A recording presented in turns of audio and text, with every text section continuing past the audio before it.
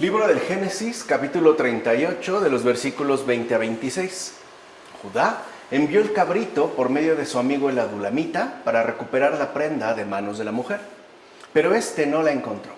Preguntó a la gente de aquel lugar: ¿dónde está la prostituta que se ponía en Enaim junto al camino?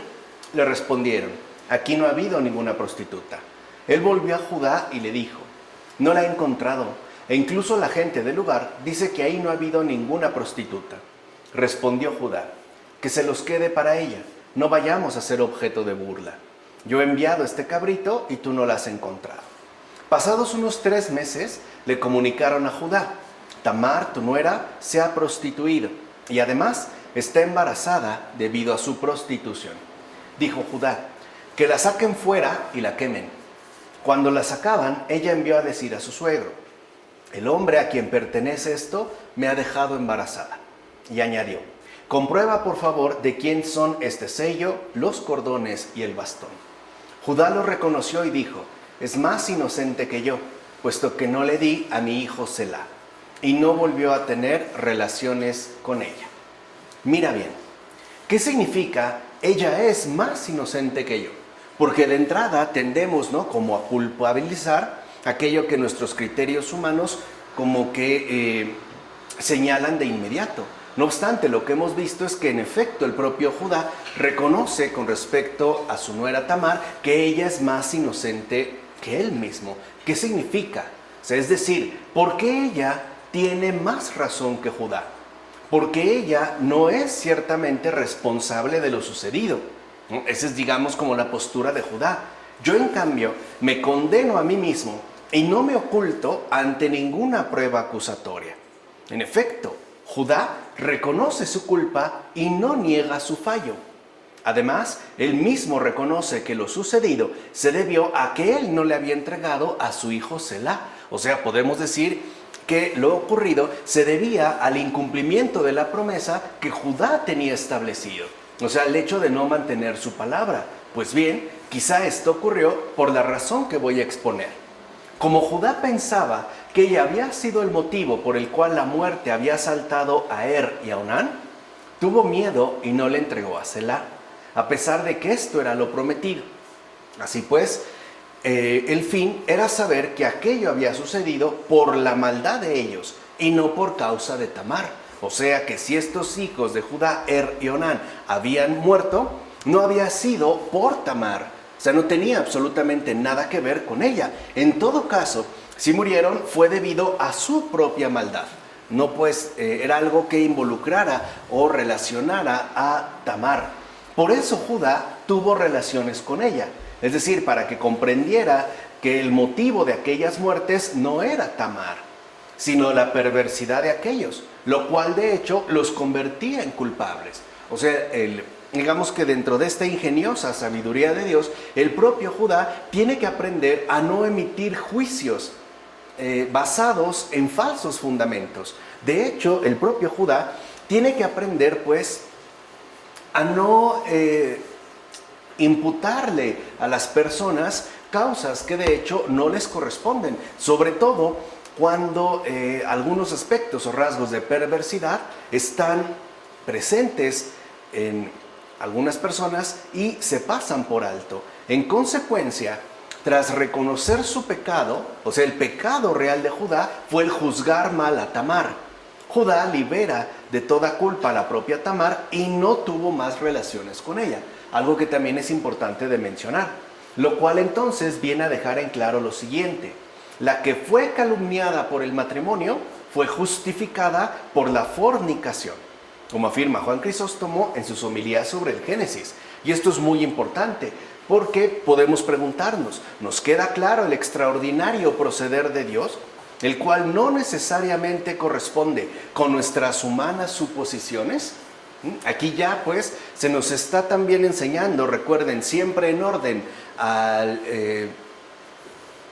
ese prodigio de salvación que Dios ha establecido desde el principio, que para poder aceptar, para poder reconocer, para poder aceptar pues la obra que Dios mismo ha llevado a cabo, no tenemos que dejarnos llevar por nuestras humanas suposiciones. O sea, también tenemos que dejar a ser Dios, Porque si en el caso de Tamar lo dejáramos digamos, al nivel de las meras suposiciones humanas, los resultados serían ciertamente diferentes. Y aquí lo que vemos es que en realidad se trataría de una cosa distinta. Incluso el hecho de reconocer que podemos equivocarnos en muchas ocasiones con respecto al obrar de Dios. En efecto, si entre las personas que aparecen en las Escrituras hay algunas con una fama muy esclarecida, también es cierto que algunas otras no poseen el mismo tipo de respetabilidad. O sea, en el caso de las Escrituras, en efecto, hay personajes que parecen distinguirse por una especie de virtud evidente. En cambio, pareciera que algunas otras no necesariamente estarían como en las mismas condiciones. Incluso habría algunas que de entrada parecieran presentar una especie de honorabilidad cuestionable. Sin embargo, como Dios persigue algo necesario para nuestra utilidad y salvación, no debemos conformarnos con el mero daño que procede del escándalo, porque a veces ahí es, en efecto, donde solemos quedarnos atascados, o sea, en el escándalo que produce el mero daño. O sea, nos quedamos pues como distraídos en los escándalos desatados a partir de un cierto daño. En todo caso, si procedemos con cuidado y atención, es decir, si procedemos con sabiduría e inteligencia, que es el modo en el cual Dios mismo procede, sí que llegaremos a conocer lo que nos resulta útil. Y esto es justo para que no permitamos que el escándalo nos haga perder de vista lo esencial. Pensemos, por ejemplo, en el profeta Oseas, que tomó para sí en cierta ocasión a la mujer prostituta y no repudió ni un matrimonio desaconsejado, ni el hecho de ser llamado padre de hijos odiosos, cuyos nombres eran no pueblo mío y no compadecida, como en efecto se relata en el libro del profeta Oseas. Así pues, ¿qué significa este hecho y por qué se hacía? Fíjate bien. Después que los que parecían ser los más famosos de entre los de Israel se opusieron a los oráculos de los profetas y la palabra de Dios les resultó más inadmisible, Dios actuó de esta manera por medio de los santos para que viendo en los acontecimientos las cosas futuras aplicaran su inteligencia en la búsqueda de lo que era conveniente. En consecuencia, con ello aprendieron que a veces podrán ser no pueblo y que incluso serán colocados entre los no compadecidos, ya que eran duros de corazón y por tanto no dispuestos a escuchar. Así pues vemos cómo el Señor utiliza modos diversos para poder penetrar finalmente nuestro corazón endurecido e incluso lograr que arraigue en nosotros esa disponibilidad permanente a escucharle. Así pues, al comprender ahora los planes de la salvación en aquellos tiempos, no condenaremos ya ni a Tamar ni a Judá, ya que eso sucedió según el plan divino. Ella, en efecto, necesitaba la semilla de la procreación, pero su marido legítimo era estéril. Por su parte, Judá cometió una falta leve, ya que era libre, pues su primera esposa había muerto. Vean estos detalles que yo les había dicho que son muy importantes de no pasar por alto. O sea, debemos de atender, con sumo cuidado a estos aspectos que solemos no tomar en cuenta y que por eso nos llevan a una actitud más bien desconsiderada con respecto a las Escrituras y por tanto desconsiderada también con respecto al mismo proceder de Dios. Por consiguiente, esta unión posee una dimensión espiritual que debemos encontrar. En efecto, esta unión y esta procreación nos instruyen sobre nuestra unión espiritual, ya que nuestra esterilidad solo es superada por la libertad de la gracia divina, como afirma Cirilo de Alejandría en las inscripciones sobre el Pentateuco, y tiene razón. Porque si bien es cierto que hay una esterilidad que está impidiendo pues el que aparezca el fruto, A nivel espiritual, esto significa que dicha esterilidad solo puede ser superada por medio del acercamiento libre de la gracia divina hacia nosotros. O sea, recuerden que al final, ¿no?, lo que verdaderamente está en juego siempre es la salvación. Y por tanto, todo aquello que nos pueda resultar de utilidad para este fin. Así pasamos ya a los versículos 27 a 30 del capítulo 38. Llegó el momento del parto y resultó que tenía mellizos en el vientre. Al dar a luz, salió una mano.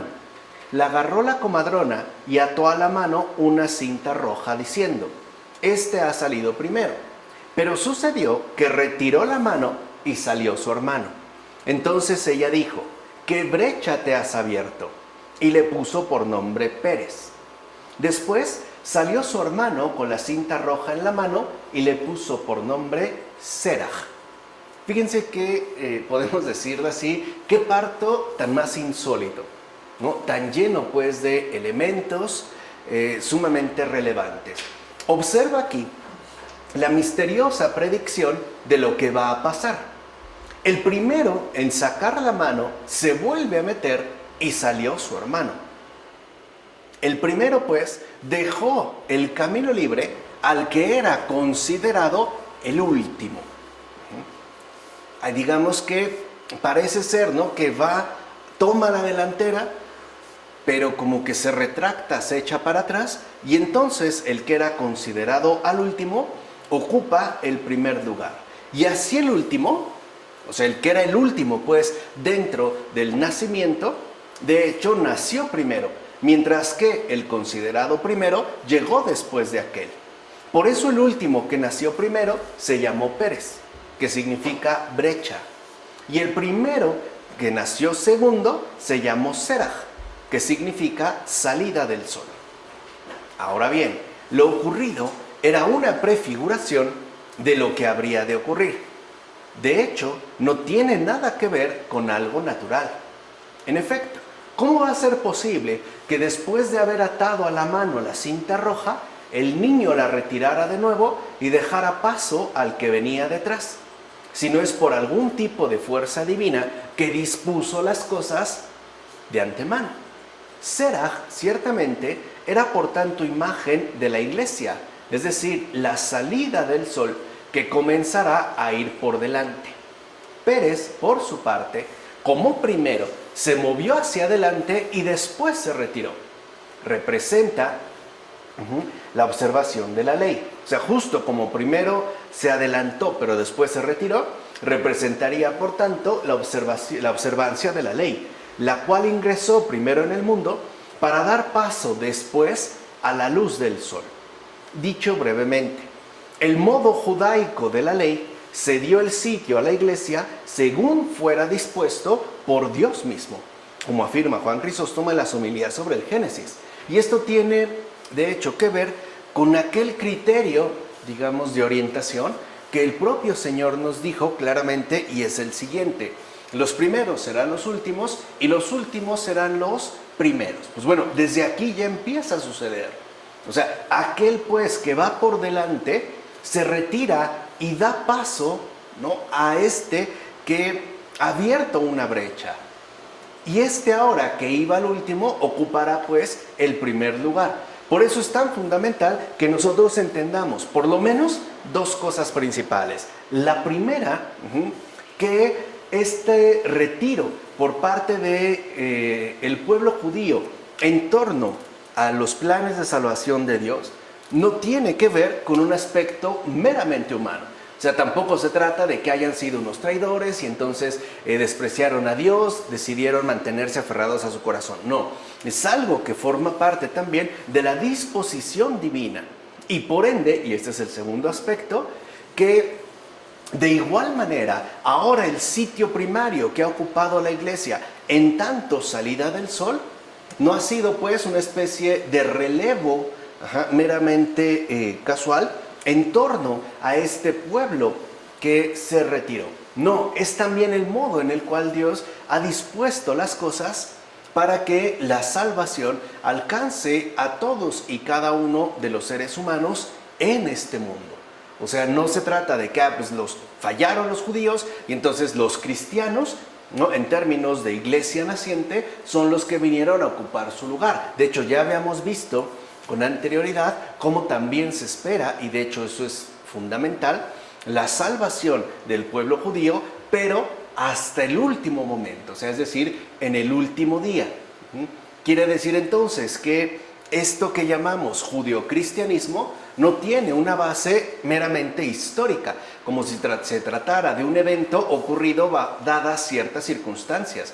En todo caso, lo que llamamos judeocristianismo tiene en realidad un trasfondo teológico, puesto que Dios es quien ha dispuesto, preparado e incluso sostenido todos los elementos necesarios para que esto se llevara a cabo de este modo en particular. Así pues, ¿qué diré de Tamar, que dio a luz a los mellizos Seraj y Pérez? Pues que su separación al momento del parto fue como un muro que dividió los dos pueblos. De hecho, la mano atada con una cinta roja salpicó ya desde entonces con la pasión de Cristo la conciencia de los judíos, como afirma Jerónimo en la carta 123. O sea, también esta cinta roja estaría apelando a la pasión de el Señor, ¿no? Llegamos pues ya al capítulo 39 de los versículos 1 a 6. José fue bajado a Egipto. Putifar, un egipcio eunuco del faraón y capitán de los guardias, lo compró a los ismaelitas que lo habían bajado allí. El Señor estaba con José, que llegó a ser un hombre afortunado viviendo en casa de su amo egipcio. Su amo vio que el Señor estaba con él y que le daba éxito en todo lo que emprendía. José halló gracia ante él y entró a su servicio. Putifar lo puso al frente de su casa y le encomendó todo lo suyo. Desde el momento en que lo puso al frente de su casa y le encomendó todo lo suyo, el Señor bendijo la casa del egipcio gracias a José. La bendición del Señor recayó sobre todo lo que aquél tenía en su palacio y en el campo. El egipcio confió todo lo que poseía en manos de José y no se preocupaba de otra cosa que del alimento que tomaba. Fíjense, cosa curiosa, gracias al Señor gobernaron los esclavos lo que los amos no habían podido gobernar, como afirma Ambrosio también en su texto sobre José, y que tiene relación con lo que anteriormente hemos nosotros mencionado. Es cierto que ahora la gobernanza de los siervos, de los cristianos, remite, ¿no?, de cierta manera a aquello que los amos iniciales, los primeros, no pudieron gobernar, debido sí a su dureza de corazón. Pero esto ya dijimos, ¿no?, remite a una intervención por parte de lo alto y no a una situación meramente histórica. Aquí vemos también cómo se va dando, por decirlo de alguna manera, esta inversión en torno a los papeles establecidos. O sea, se supone que los amos, ¿no?, tengamos en cuenta que sí, el contexto en el que están hablando los padres de la iglesia, por ejemplo, Ambrosio, en el siglo III, siglo IV, digamos, finales del siglo III y inicios del siglo IV, o más bien ya sobre el siglo III, vemos pues cómo se supone que las cosas estaban establecidas de acuerdo a nuestras humanas consideraciones. Por decirlo de esta manera, los amos son los que están llamados a gobernar. Los esclavos están llamados única y exclusivamente a obedecer. O sea, no pueden intervenir, pues, dentro de las decisiones tomadas por los respectivos amos. Y aquí vemos ya como en el Génesis, incluso estas humanas consideraciones quedan trastocadas. De hecho, quedarán justamente invertidas de la misma manera en la que se invirtieron, por ejemplo, ¿no?, los puestos asignados al primero y al segundo. Esto es importante también de tener en cuenta. Ahora nos podemos preguntar, bueno, ¿por qué? Porque la gracia de Dios es lo único que realmente cuenta. Y a veces eso es quizá lo que hemos perdido en estos tiempos. O sea, para nosotros quizá hemos llegado al punto en el que todo cuenta menos la gracia de Dios. O sea, quisiéramos entender todo a partir de nuestras humanas consideraciones y de los elementos que tenemos a disposición. Estudios meramente históricos, sociológicos, teológicos, incluso apelando quizá a la transdisciplina. Mira entonces, la gracia de Dios estaba con José y le hizo fáciles todas las adversidades. Vean cómo se vuelve ya aquí a poner énfasis en este aspecto tan importante. No es que el Señor nos va a quitar las adversidades, no, lo que va a hacer es acompañarnos con su gracia a todo lo largo de las adversidades, a tal punto que incluso estas terminarán volviéndose algo fácil. En efecto, ella fue la que administraba todos los asuntos encomendados a José, a tal punto que incluso apaciguó a los comerciantes para que fueran benévolos con José y entonces le vendieran a Putifar todo lo requerido para que fuera posible su elevación al trono. Recuerden aquí entonces cómo la gracia va abriendo pues camino en todos los sentidos. O sea, ni siquiera podemos decir que José era muy hábil en los negocios, puesto que había sido vendido. Una, siendo aún muy joven. Y segunda, no teniendo ningún tipo de experiencia o relación con el ámbito comercial. Ahí también se vería cómo es la gracia de Dios la que interviene para que estos comerciantes, ciertamente experimentados, no se interpusieran a los planes que Dios tenía preparados a través de José. E incluso estos planes van a permitir pues que en su paulatino crecimiento y enriquecimiento, Putifar pueda acceder finalmente al trono, es decir, termine pues convertido ya en rey de Egipto. Así fue como José se fue abriendo camino poco a poco por medio de estas dificultades. Vean, sí se va abriendo camino, la gracia nos acompaña, nunca nos abandona, pero poco a poco es que iremos avanzando. Las cosas muy rara vez se suelen resolver de una manera súbita. Es muy infrecuente. Sí pueden llegar a darse, pero no es, digamos, lo más común. De hecho, lo que suele suceder es que poco a poco se vayan, ¿no?, resolviendo todas las dificultades y vayamos encontrando incluso una mayor facilidad al pasar a través de ellas. Observa entonces a José y no te turbes ni pierdas la esperanza.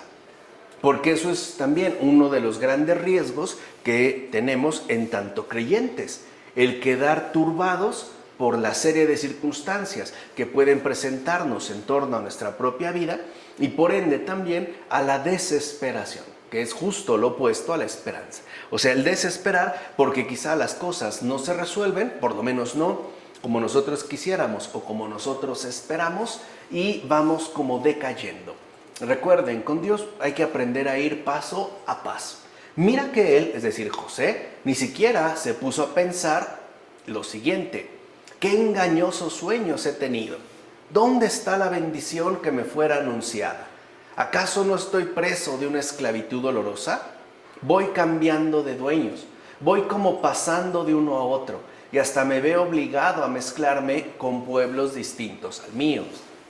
¿Es que en verdad estoy abandonado?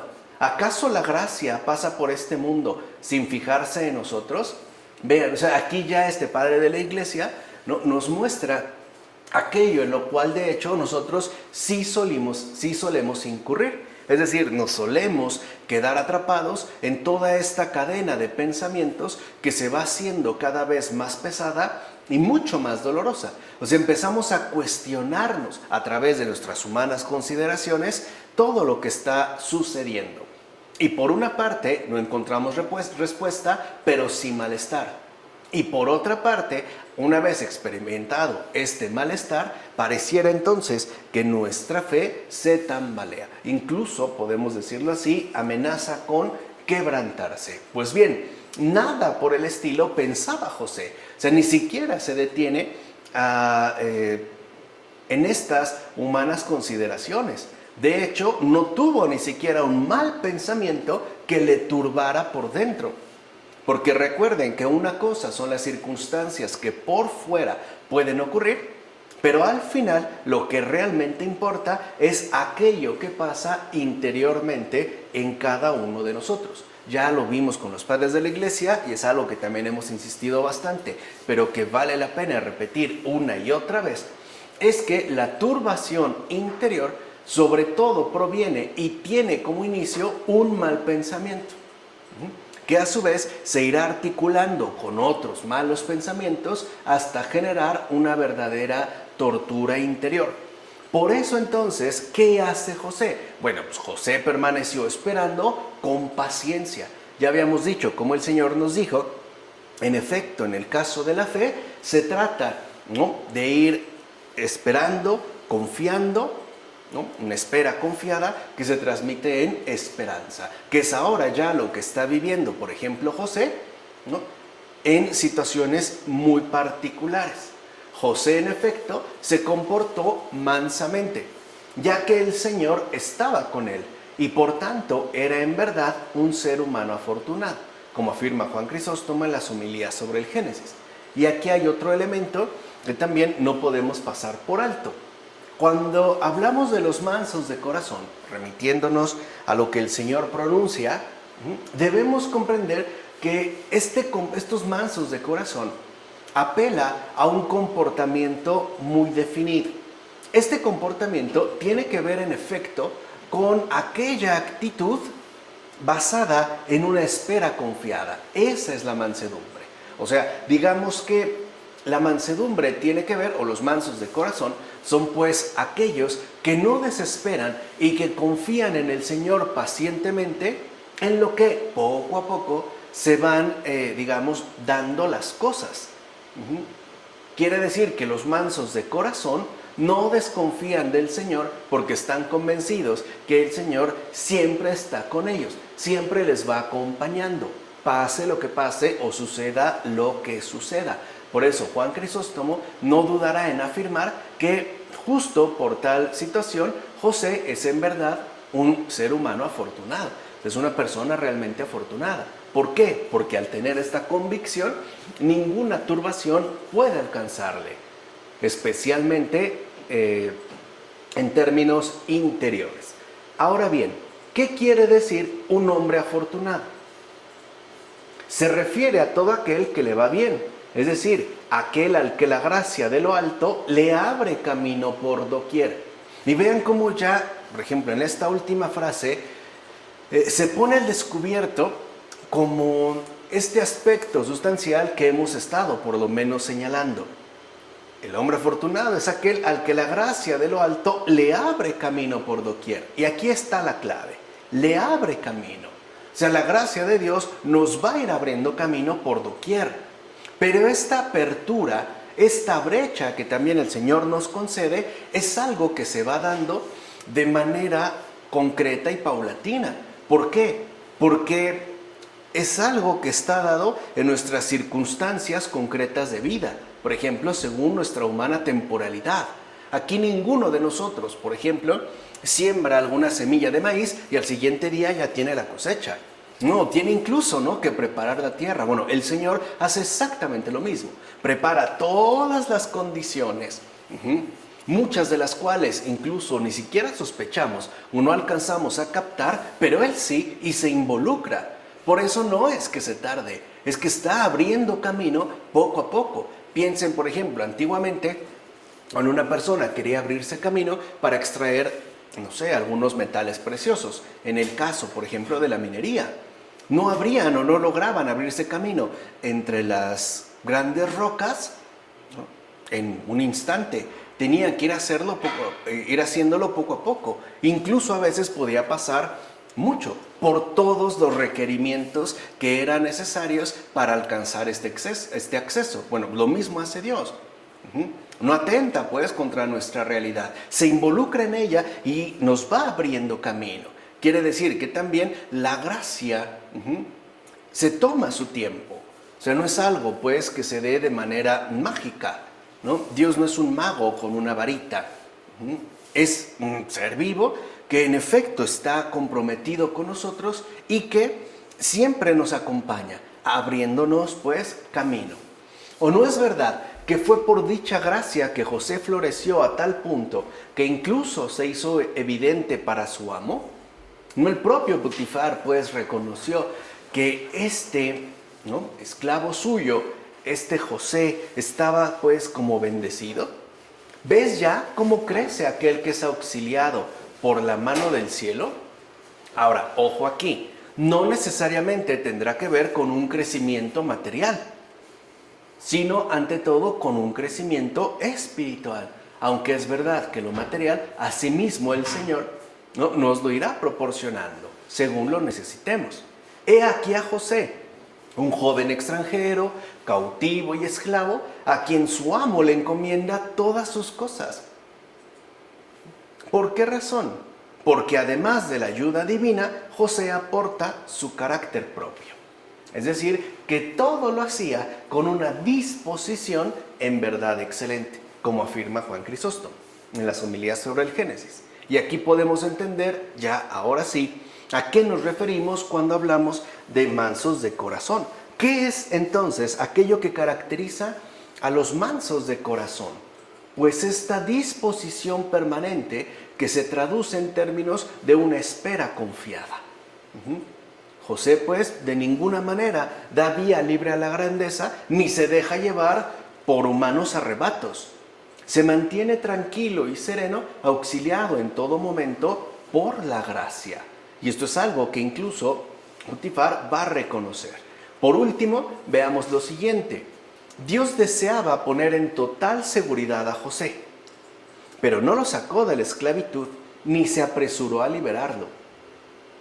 Y esto también es algo que a veces nos podemos llegar a cuestionar. ¿Por qué el Señor, por ejemplo, no interviene de manera fulminante en ciertas circunstancias? ¿Por qué pues no se apresura? ¿Por qué? Bueno, porque sucede que Dios no acostumbra a apartarnos de los peligros, ni se apresura a librarnos de la prueba. Repito, ¿por qué? Porque sucede que Dios no acostumbra a apartarnos de los peligros, ni se apresura a librarnos de la prueba. En todo caso, muestra siempre su favor característico precisamente en las dificultades, ya que estas mismas se tornan entonces en motivo de regocijo. Por eso a veces podemos decirle al Señor, Señor, ¿por qué no me quitas esta enfermedad? ¿O por qué no me quitas este malestar? Etcétera, etcétera, etcétera. Bueno, porque Él no se apresura a librarnos de esta prueba, porque sabe perfectamente bien que si nosotros mantenemos la disposición adecuada, por ejemplo, en este caso, la mansedumbre, entonces podremos conseguir méritos inmensamente mayores que los que pudieran asignarse si no nos viéramos expuestos a estas pruebas. Además de esta situación, o sea, del favor que Dios nos presta durante la prueba, se va a dar un motivo mayor de regocijo que si no hubiéramos tenido que atravesar esta dificultad. Por eso dijo David, ¿no? Se apela al Salmo 4, en el agobio me diste anchura, o sea, no me has hecho reposar quitándome antes el agobio ni alejándome de él, sino que, cosa más asombrosa, me diste seguridad en medio de las tribulaciones. Eso sí, pues el Señor no se va a apresurar a quitarnos o a librarnos de la prueba, aun cuando lo pudiera hacer, y no lo hace por bien nuestro, porque recuerden, ¿no? Otra de las convicciones más importantes de los padres de la Iglesia es aquella que afirma que Dios siempre busca el bien mayor para cada uno de nosotros, incluso el que quedemos en mayor medida adornados por el resplandor de la virtud. Entonces, si bien es cierto, no nos va a exentar de la prueba ni nos va a librar rápidamente de ella, lo que sí va a hacer, y es como reconocería en este caso David, más asombroso, es darnos seguridad en medio de estas tribulaciones. Pues bien, es esto justamente lo que nuestro amoroso Señor hace en el caso de José. ¿O no es verdad que bendijo la casa del egipcio por medio de José? De hecho, a su propio amo le quedó claro que su criado José era alguien íntimamente unido a Dios. Tan claro que incluso lo convirtió en señor, el encargado de toda su casa. Y cuando decimos toda, es toda. Recuerden que en los versículos que leímos hace un momento, se mencionaba que le había encargado todas las cosas de su casa y de su campo. O sea, no solo lo que tenía, digamos, más o menos a disposición, remitido pues a su hogar inmediato, sino todas aquellas posesiones que él en efecto tenía como algo suyo. O sea, en pocas palabras, encomendó a José absolutamente todas sus cosas, todas sus propiedades. Se puso literalmente en manos de José. José, que era el esclavo, el cautivo, tuvo en sus manos todas las posesiones de su señor. Todas. Tal es la virtud, pues allí donde ésta aparece, todo lo demás queda sometido. Entonces vemos como también hay una alusión a esa dimensión espiritual, porque en efecto, donde la virtud ciertamente aparece, se vuelve como algo a lo cual confiar todo lo demás. Lo mismo haríamos nosotros. Si por ejemplo viésemos o tuviésemos la fortuna de conocer a una persona realmente virtuosa, no tendríamos ninguna dificultad, no solo, no tendríamos ninguna dificultad en confiarle todas nuestras cosas. Por ejemplo, si nos vamos a ir un buen rato de vacaciones, pues quizá le daríamos las llaves de nuestra casa o del auto para que pueda cuidarlas, incluso usarlas sin causar ningún daño. Pero no solo eso, también es verdad que le confiaríamos, por ejemplo, situaciones personales, solicitándole que hable con tal persona o con aquella otra, e incluso pondríamos en esta persona virtuosa nuestra propia situación de vida. Por ejemplo, al exponerle lo que está ocurriendo interiormente en nosotros y solicitarle un consejo. Así es como vemos pues que allí donde aparece la virtud, todo lo demás queda sometido. De hecho, así como es expulsada la tiniebla al brotar la luz, así también ahora se aleja todo mal porque brilla la virtud, como afirma Juan Crisóstomo en las homilías sobre el Génesis. Pasamos ya a los versículos 6 a 18 de este capítulo 39. José era bien parecido y de bella presencia. Después de todo esto, la mujer de su amo puso los ojos en José y le dijo: duerme conmigo. Él la rehusó y repuso a la mujer de su amo: mira, mi amo no me controla nada de lo que hay en casa y me ha confiado todo lo que tiene. No hay nadie más importante que yo en esta casa y no se ha reservado nada excepto tú, porque eres su mujer. ¿Cómo voy a cometer esa gran maldad, pecando contra Dios? Ella insistía a José todos los días, pero él no accedió a unirse y darse a ella. Cierto día entró José en la casa a hacer su trabajo y no había allí ninguno de los sirvientes. Ella lo agarró de la ropa diciéndole: duerme conmigo. Pero él, abandonando la ropa en sus manos, huyó y salió afuera. Al ver que había abandonado la ropa en sus manos y había huido afuera, ella llamó a sus sirvientes y les dijo: mirad, nos ha traído un hebreo para escarnecernos. Ha entrado donde yo estaba para unirse a mí, pero he gritado con voz fuerte, y al oír que yo levantaba la voz y gritaba, ha abandonado su ropa junto a mí. Ha huido y ha salido afuera. Ella se guardó la ropa de José hasta que su amo llegó a casa. Y entonces le contó las mismas cosas diciendo: el siervo hebreo que nos trajiste ha entrado donde yo estaba para abusar de mí. Y cuando levanté la voz y grité, abandonó su ropa junto a mí y huyó afuera. Para empezar, date cuenta que José era bien parecido. No obstante, era aún más hermoso con respecto al alma, pues era casto en su cuerpo y virtuoso en el alma. Algo que hoy también, de alguna manera, hemos olvidado. Hoy más bien nos conformamos con el buen parecer del cuerpo. Y claro, está bien. Lo que no está bien es que solo nos quedemos con una parte y que descuidemos la virtud del alma. cosa que ya no solo nos aporta un buen parecer, sino que en efecto nos llena de una genuina y auténtica hermosura. Así pues, en él brillaba la belleza del cuerpo, pero todavía más brillaba en él la hermosura del alma, que es lo que tendríamos, ¿no?, que recuperar en los tiempos actuales. Claro, que en efecto brille la belleza del cuerpo, como de hecho suele hacerse ya de manera bastante notoria y evidente. Muy bien, que brille la belleza del cuerpo, pero que todavía más brille la hermosura del alma.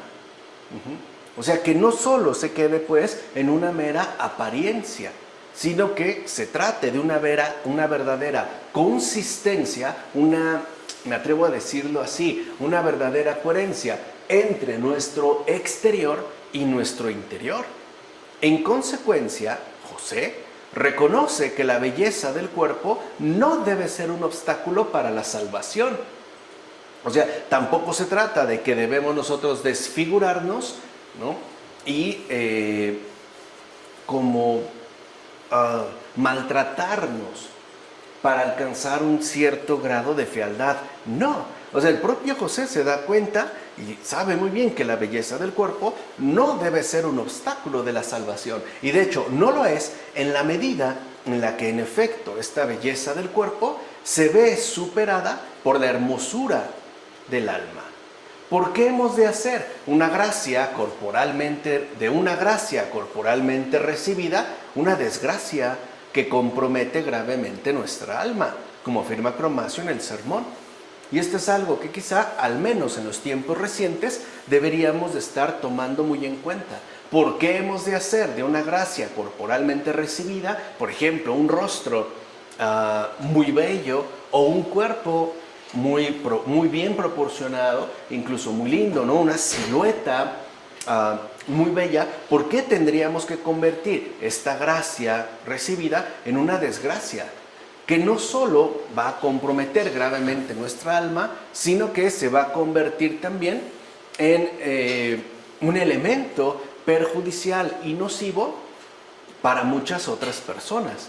O sea, por ejemplo, ¿por qué tendría que hacer de mi bella cara, ¿no?, un motivo para múltiples infidelidades o incluso para acabar con muchas relaciones? Eso es lo que deberíamos de cuestionarnos. Creo que hoy, vuelvo a insistir, ¿no?, nos hace mucha falta. O sea, ¿por qué hemos de hacer de una gracia corporalmente recibida una desgracia que compromete gravemente nuestra alma? Ahora bien, el diablo rechina los dientes y no soporta ver al justo adornado de tal manera tanto en su cuerpo como en su alma. Y aquí vemos también una de las mayores estrategias que el demonio ha utilizado en estos tiempos. Como no soporta ver, ¿no?, que el ser humano sea bello por fuera y hermoso por dentro, entonces ahora lo que busca no es una completa fealdad, es justo digamos como la interrupción de esta cuestión. O sea, se basa, porque no es algo que nosotros podemos rechazar, en la belleza del cuerpo, pero a costa de descuidar la hermosura del alma. Eso es de fondo lo que ha realizado, al menos en el tiempo contemporáneo. O sea, no soporta pues ver a los resplandecientes hijos de Dios. No lo soporta. No soporta ver a la criatura, a esta criatura, ¿no?, masculina y femenina que Dios ha creado, resplandeciente de tal manera, tanto en la belleza del cuerpo como en la hermosura del alma. Ahora, como no lo soporta y rechina los dientes, por eso excava una fosa profunda, que según él sería la mayor ruina que podría concebirse para José. O sea, vean cómo no se va directamente, sino que busca también, ¿no?, abrirse camino, pero en términos malévolos. Ven cómo es siempre un mal repetidor, un mal imitador del proceder de Dios. Habíamos hablado hace un momento de cómo la gracia se abre camino, ¿no? Poco a poco, y como él también busca ahora cómo abrirse un lugar. En efecto, esta bestia enloquecida le prepara una tempestad tan violenta que todo parece indicar que no podrá salvarse del inminente naufragio. O sea, José, pues, en principio, parece que ha quedado, ¿no? Plenamente arrojado a una trampa mortal, de la cual no podrá escapar. Sin embargo, esta bestia enloquecida no tardó en darse cuenta que todo lo que planeaba era vano, ya que todo lo que hacía se volvía contra él mismo, pues la adversidad hace resplandecer la virtud, como afirma Juan Crisóstomo en las homilías sobre el Génesis. Y a eso se le llama, como dijo Agustín, hacer mal el mal, es decir, esa es la estupidez. Por eso le llama Juan Crisóstomo la bestia enloquecida, porque a pesar de que él, ¿no?, desate tempestades violentas que parecen indicar que no podremos salvarnos del inminente naufragio, de la terrible catástrofe, etcétera, ¿no?, con la gracia de Dios, todo esto se va volviendo en su contra, puesto que lo único que ha logrado es hacer que resplandezca aún más la virtud. O sea, que quedemos incluso mucho más embellecidos interiormente. Así pues, José no solo supo gobernar una casa particular, ¿no?, la de su amo egipcio, sino que ante todo supo gobernarse a sí mismo. Y eso que era de hermosa cara y agradable presencia. De hecho, no usó la belleza para ofender o humillar a otros, sino que la usó para mérito suyo. ¿Por qué? Porque no es verdadera la hermosura que ofende los ojos ajenos. Vean qué bonita consideración. No es verdadera la hermosura que ofende los ojos ajenos. O sea, no podemos llamar hermosura aquella que lo único que pretende es intimidar, humillar o hacer sentir mal a los demás. Hay quienes en efecto, por ejemplo, en las redes sociales utilizan su belleza corporal para ofender, para humillar, para presumir, y muchas veces y en gran medida la usan para fomentar envidia. Y ya vimos, ¿no?, lo terrible que puede llegar a ser. O sea, no es pues, ¿no?, verdadera la hermosura que ofende los ojos ajenos, y solo busca entonces atormentar las mentes frágiles. Hoy diríamos a los acomplejados, que suele ser también algo muy común, especialmente las generaciones más jóvenes, al estar imbuidos de lleno en las redes sociales. Mira qué bonita es, yo qué fea estoy, mira él qué buen cuerpo tiene, y yo que, no sé, me siento tan deforme, ¿no? Qué persona tan más bella, y yo estoy horrible, qué nariz perfecta, la mía está espantosa, y más ahora con toda la serie de filtros, ¿no?, que se utilizan y que pueden darnos una impresión completamente adulterada. En efecto, la verdadera hermosura se gana el favor de todos sin engañar a nadie. Eso es realmente lo que podemos llamar una verdadera belleza, una verdadera hermosura. Es aquella que se reconoce sin, por ello, tener que engañar absolutamente a nadie. Así pues, si alguien mira a los demás con mirada petulante, basado en su supuesta belleza, queda claro que es más bien su pecado lo que éste exhibe. Su arrogancia, su petulancia, o su soberbia, o su malevolencia, por decirlo así, bien maquillada, ¿no?, bien enmascarada.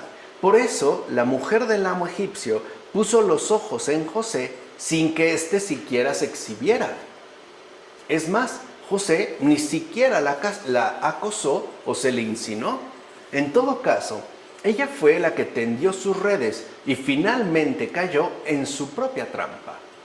¿O no es verdad que con los lazos que ella misma puso, quedó al final atrapada en sus propias cadenas? Como afirma Ambrosio en Sobre José. Vean, otro aspecto que me parece sumamente importante de tener en cuenta y meditarlo a fondo en estos tiempos. En consecuencia, fíjate muy bien en los terribles males que provoca la intemperancia. En efecto, la mujer del amo egipcio no concibió la idea porque se considerase dueña de la casa ni porque José fuera un sirviente de buen parecer, como humanamente podríamos llegar a suponer, es decir, según nuestras humanas consideraciones. Nada de eso. En todo caso, y ese es otro aspecto que hoy también debemos de recuperar, concibió la malévola idea porque dejó que prendiera en ella el satánico incendio. ¿Cuántas veces una persona no puede llegar a cometer una verdadera locura, incluso una atrocidad, y después no se explica cómo o por qué fue que hizo aquella barbaridad? Y de verdad pareciera que no comprendemos por qué. Bueno, no se trata muchas veces de cuestiones meramente humanas. También está la insidia. El problema es que esta mujer no deja que el satánico incendio prenda en ella. Por eso su mente entonces ya no descansa. En todo caso, el mal pensamiento le quema y le quita todo reposo. Y así suele suceder. Cuando a veces nosotros quedamos prendidos de alguna insidia satánica, por ejemplo a nivel del pensamiento, le estamos dando y dando y dando vueltas. Ya no descansamos. Parece que todo se resume a ese mal pensamiento que se está como apoderando de nosotros. Y ella, esa es digamos nuestra parte, aquí sí, ingenuamente, piensa que si logra alcanzar la ocasión propicia para llevar a cabo el ilícito plan, tendrá paz y tranquilidad. O sea, si lleva a cumplimiento lo que está pensando y no la deja en paz, entonces ya va a ser feliz. ¡Qué gran torpeza! ¿Cómo puede darnos paz y tranquilidad el acarreo de la ruina? Por eso el propio José puso empeño en apartarla de su locura, es decir, de su deseo insensato. Y en efecto vemos que la reacción de José no es de reproche, no es de recriminación, es de corrección. Intenta en principio hacerle ver a esta mujer la verdad de las cosas. O sea, es como una especie de invitación a que recapacite, a que recupere el sano juicio. ¿O no es verdad que ante la propuesta de la mujer, José responde dándole incluso un consejo para hacerle reconocer lo que es más conveniente? José, en efecto, aplica siempre su virtud, o sea, no renuncia a su gran belleza. Por eso dijimos que la belleza es algo que a nadie engaña, es algo que siempre se mantiene, aun cuando estuviésemos en situaciones verdaderamente adversas, como afirma Juan Crisóstomo en las homilías sobre el Génesis. ¿Qué ser humano tan más bondadoso? Yo, viene a decir José, soy el siervo, el extranjero, el cautivo, y aún así gozo de la entera confianza de mi amo. Todo lo ha puesto en mis manos, menos a ti, que eres su mujer. Así pues, solamente a ti estoy subordinado. ¿Acaso deberé traicionar la confianza puesta en mí? O sea, aquí es donde vemos el intento de José porque esta persona entre en razón. Y luego, para corregir a la mujer, también le recuerda la bondad de su marido. Así pues, ¿cómo es que podrá cometer una mala acción? O sea, a la luz de la verdad, ¿cómo es que se va a cometer entonces una mala acción? Pues solamente a través de cometer pecado y por tanto de ofender también a Dios, que ese era el propósito inicial del incendio satánico. De hecho, hacia allá se dirige el pecado, no solamente pues a una falta puntual, sino a una ofensa dirigida a Dios. ¿Por qué? Porque al tratarse de una ofensa dirigida a Dios, es una ofensa sumamente grave. Ahí es donde adquiere la verdadera gravedad cada pecado. En consecuencia, para José es muy claro que la ofensa a otro ser humano es inseparable de ofender a Dios. En efecto, maldad y pecado siempre van de la mano. ¿O acaso porque una mala acción pueda pasar inadvertida por todo el mundo, significa que Dios no la verá? Por supuesto que no. Quizá el mundo entero no se entere, pero Dios sí. Por eso José no está dispuesto a cometer nada ilícito. como afirma también Juan Crisóstomo en las homilías sobre el Génesis. O sea, aquí vemos pues la consistencia, la verdadera firmeza de la virtud y por tanto de la conservación de la belleza. El alma virtuosa no está dispuesta a cometer nada ilícito. En primer lugar, porque eso afectará al prójimo. Y en segundo lugar, y eso, vean, el mismo criterio, lo segundo ahora pasa a ser lo primero, porque este mal hecho al prójimo se traducirá a su vez en una ofensa a Dios, que justo por tratarse de Dios será extremadamente grave. Por tanto, apresurémonos también nosotros a obrar así. En efecto, tengamos siempre presente al Señor para que todo lo que hagamos se mantenga en el buen camino, no le perdamos de vista. De hecho, todo aquel que tenga siempre presente al Señor, aun estando en medio de graves peligros, se reirá de ellos, ya que el mismo Señor convierte lo difícil en fácil. Así pues, si nos mantenemos sobrios y en vela, tal y como hizo José, la virtud hará que jamás seamos objeto de reproche por parte del Señor. No olvidemos que absolutamente nadie está obligado a pecar. Nadie. ¿O acaso hemos de temer más a los seres humanos que a Dios? Acordémonos, por tanto, en toda ocasión de estas palabras de José. ¿Cómo voy a cometer esa mala acción? Pecando además contra Dios. Creo que esto nos puede ayudar justo a vencer la tentación. O sea, cuando nos sintamos muy tentados a una mala obra, podemos de inmediato, ¿no?, traer a la memoria estas palabras de José. ¿Cómo voy a cometer esa mala acción pecando además contra Dios? A ver entonces si nuestra razón logra iluminarnos de una mejor manera. ¿Cómo voy a cometer esa mala acción pecando además contra Dios? Así pues, cada vez que nos turbe un mal pensamiento, no le estemos dando vueltas y vueltas, ya que quedaremos enredados en su malevolencia. Más bien, desterremos ese mal pensamiento con las palabras dichas por José, y entonces veremos cómo todo deseo insensato queda desterrado, porque además no solo le estamos oponiendo unas palabras, le estamos literalmente venciendo con la verdad, o sea, con la propia palabra de Dios, algo que no podemos tampoco desaprovechar. Por cierto, todo deseo insensato estará rondándonos y atacándonos una y otra vez. Por ejemplo, haciéndonos recordar interiormente a esa persona que a lo mejor nos resulta sumamente atractiva, pero que sabemos que está casada o casado, o que es mi cuñada o mi cuñado, y todos los males que puede generar. O sea, está siempre, ¿no?, como rondándonos. Y cada vez que puede, nos ataca, se acerca, se expone. Si ve que nosotros bajamos la guardia y le damos entrada, entonces sí, se dejará ir con fuerza, mientras no. O sea, si lo estamos rechazando, por ejemplo, con las palabras de José, se irá retirando.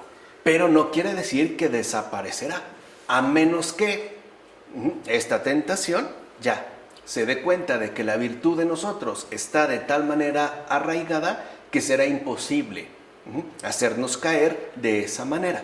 Lo que va a ocurrir es que buscará entonces alguna otra forma, justo como hiciera entonces la mujer del amo José. ¿O no es verdad que la Escritura afirma que ella le invitaba cada día, pero él, José, no accedió?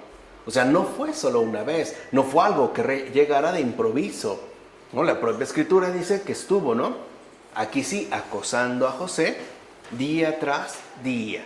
En efecto, las tentaciones se lanzan sobre nosotros como fieras con afilados dientes.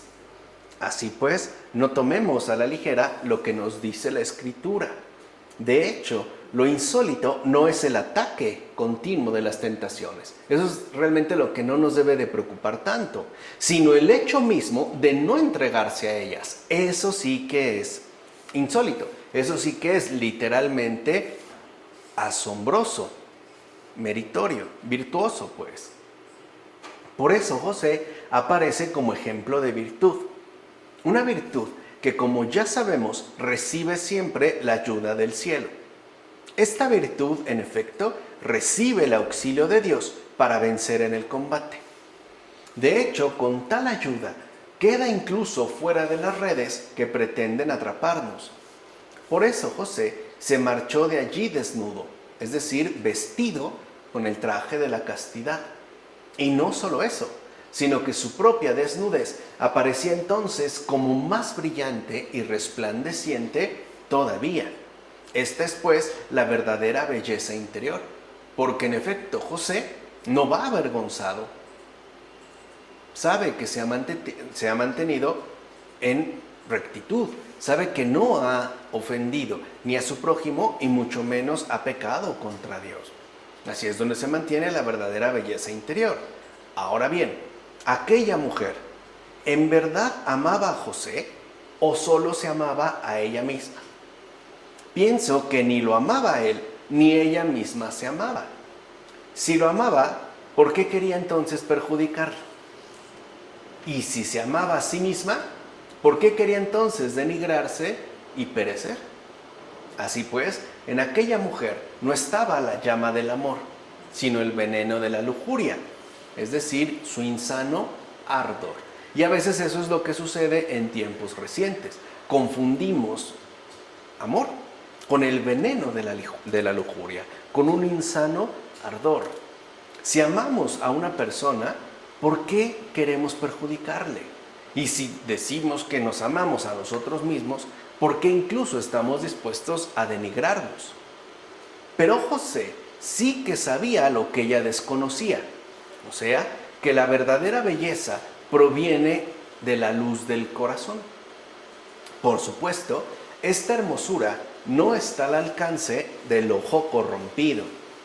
¿Cómo iba entonces a permitir José que aquella hermosura quedara manchada, es decir, como violada por la tentación? Es esto justamente lo que sí veía José, y tú también puedes llegar a verlo. A manera de ejemplo, te propongo una cosa. Si en tu esposa amas la belleza, entonces no la odies en la mujer ajena. ¿Qué es, pues, lo que en verdad amas en tu esposa? Pues esa belleza que corresponde a la castidad, digamos, a la fidelidad. Así pues, ¿por qué odias dicha castidad en la mujer ajena? ¿Por qué te empeñas en corromper esa belleza acostándote con esa otra persona? Mira qué incongruencia. Lo que amas en tu esposa es aquello que quieres matar en la mujer ajena. Quieres que tu pareja te sea fiel. Pero tú quieres que aquella persona que te agrada no se mantenga así.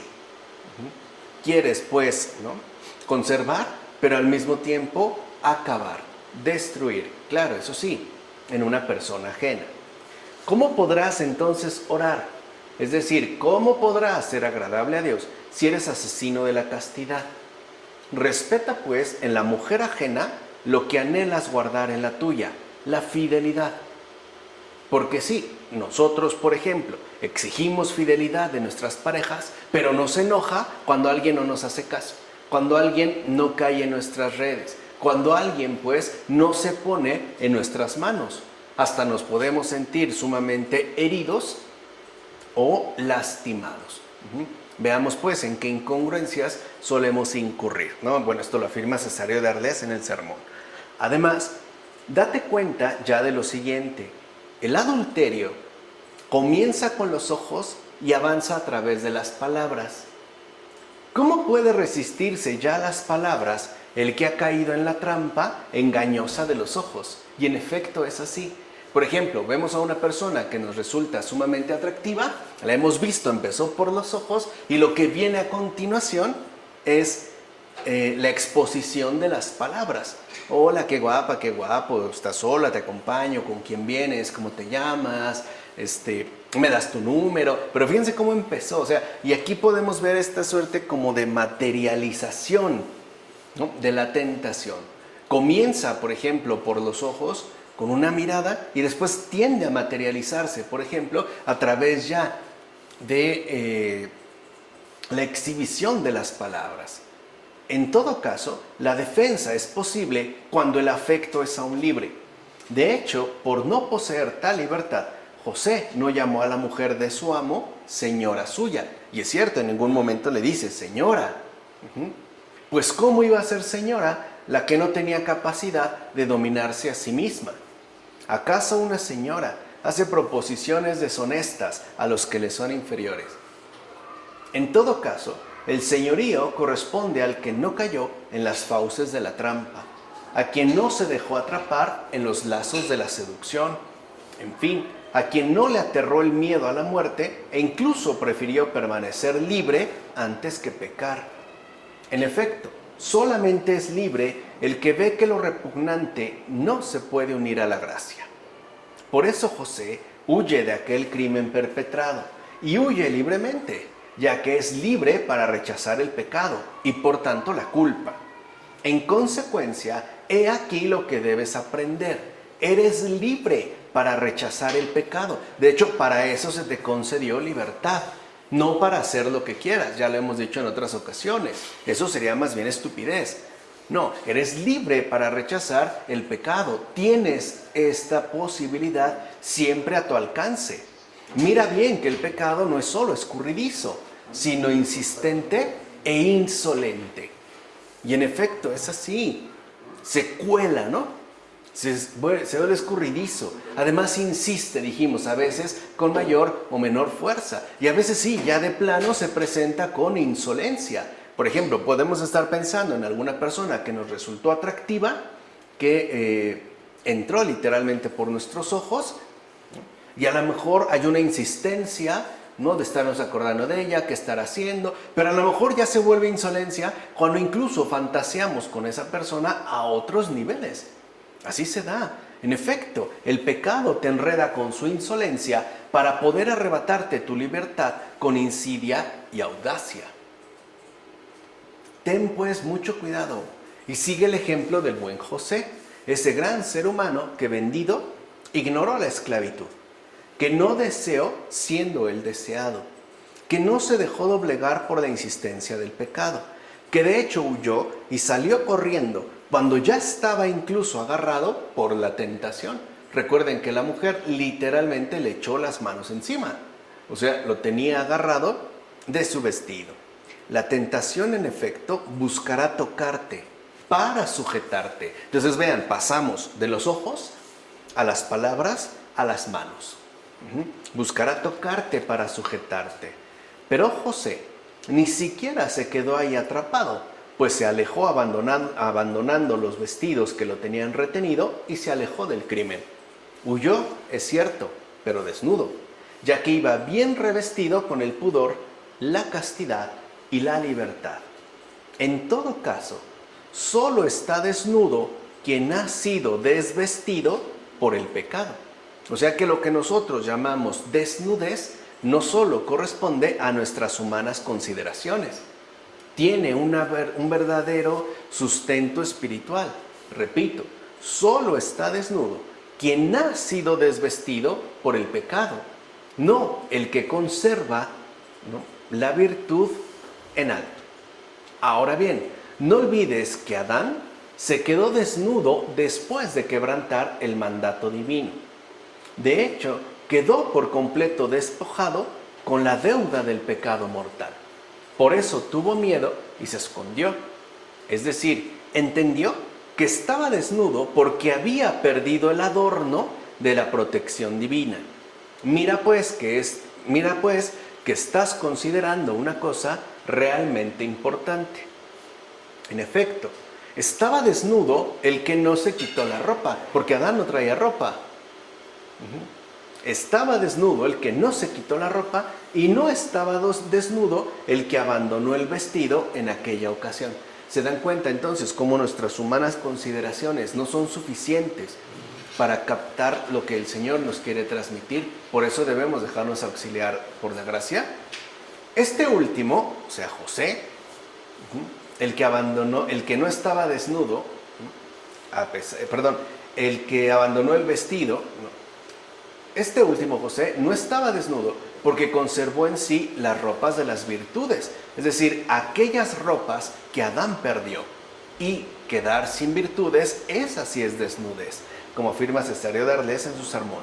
Por cierto, aquella egipcia no quiere cargar con la vergüenza y la infamia.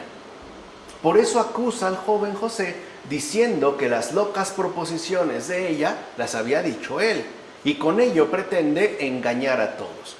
Tal es efectivamente el carácter de la maldad.